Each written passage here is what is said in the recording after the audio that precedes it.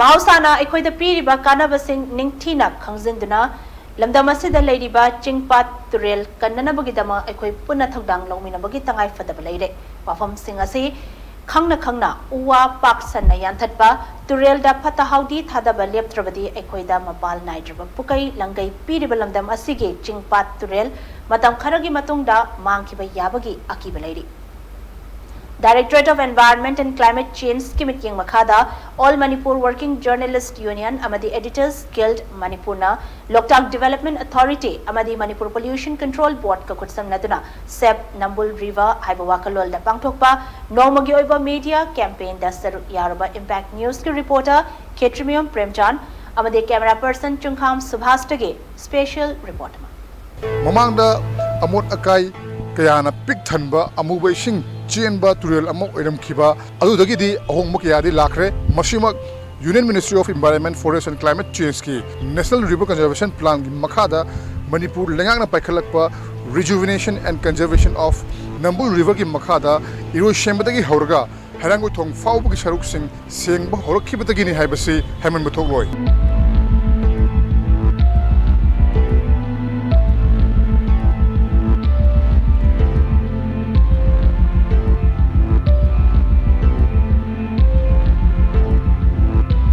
Khongchat asika mailena thongna monbidagi kisham thong fawda tuan mafam singdagi phattaba machum sing turel asida thadarakpusu thengnaki rejuvenation and conservation of Nambul River gi makhada drainage line ama tongana semlaga turel asida phattaba mahi machum tahandanaba honaga doriba asi athuba matamda thabak to onthokpagi tangai fadaba leiri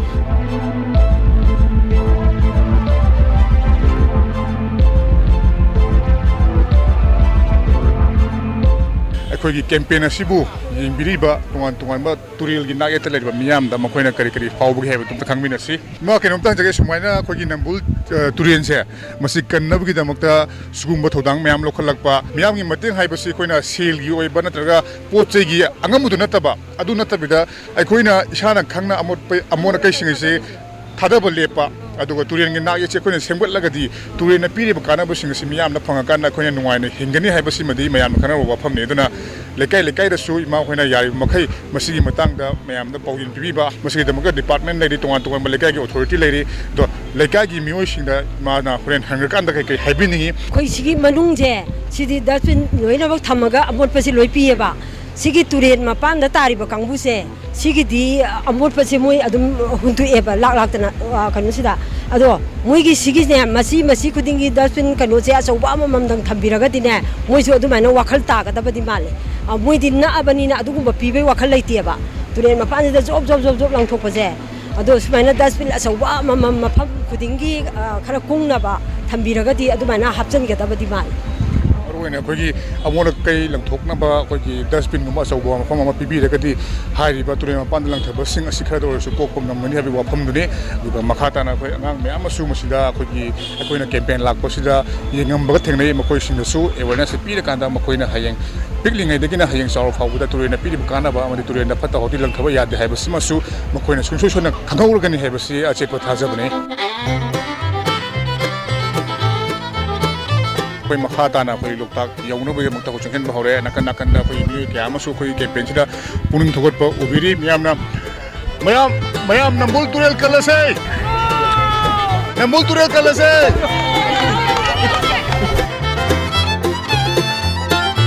thong namon bidagi kisam thong fawodadi amot akai phata hodi thada bagi mami thodong tadre adubu kisam thong dagi rangu thong fawbugi turel asiki charuk sengdi turel gi nagyet animakpu dustbin on season bagi achaw mami tare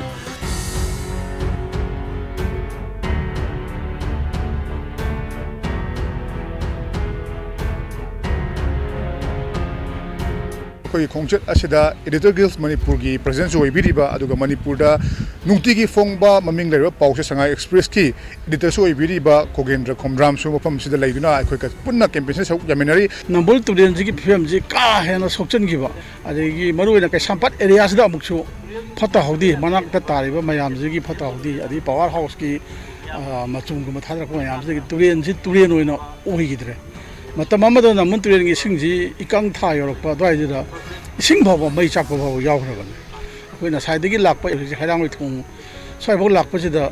मफम खरा नतना ते याम मफम Tourane मनुंग जी dustbin की type तले सिगी फियम सिददी government फटना होनरबसु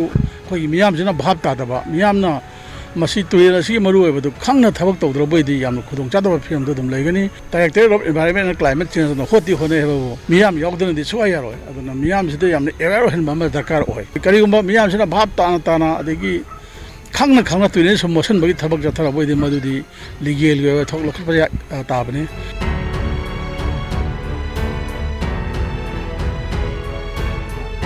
हायरांगोय थोंदगी हौरगा हियांग थांग फाउबदि तुरेल असिगी नाग येता पत्ता हाउदी लंगसिनबगी चांग नेमली अदुबो लेजनगुम्बा कया सजनबदि थेंनरखी लोनेना तुरेलगी खोंनुंग थेंगतपगी ममिसु चांग तारी तुरेलगी इसिंग चेलिबा सरुक असि चरांगना मीटर 8 फाउ पाकली हियांग थांगदगी किलोमीटर अमरोम चटलगदी तुरेल असिगी अपाकपा हाइबदि इसिंग चेलिबा सरुक असि खरा अमुक पाकथोरकपगी ममि तारी उपोकपीदगी यांगोई मडिल योक्सलकपगी सरुकसिंग चांगचता तुरेलगी मराक असि मीटर 9 10 फाउब ओइगनी दुबु इम्फाल मनुंगदगी थादरकलिबा अमोट अकाय कयादी मफम कयादा पैदुना लैबा थेंगनरखी